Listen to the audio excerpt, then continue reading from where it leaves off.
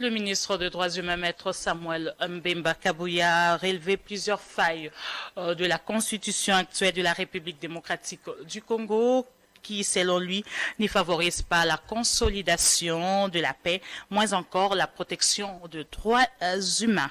Il est intervenu lors de la conférence organisée par l'Association nationale des victimes du Congo sur les réformes constitutionnelles en République démocratique du Congo. Suivez ce reportage que nous propose Plamedi Benza.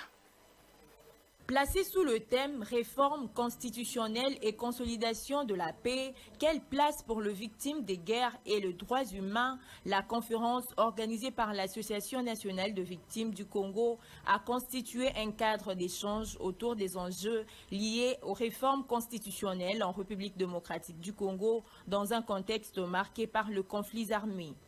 Il faut faire vraiment attention parce qu'au moment où nous parlons, le Rwanda est en train de semer la terreur dans certaines localités de l'Est et une fois que les autochtones ont pris fuite, le Rwanda vient installer des populations venant tout droit du Rwanda. Donc c'est un article qu'il faut élaguer. Le Gabon a modifié sa constitution et a élagué une disposition similaire à l'article 217 de la Constitution de la RDC.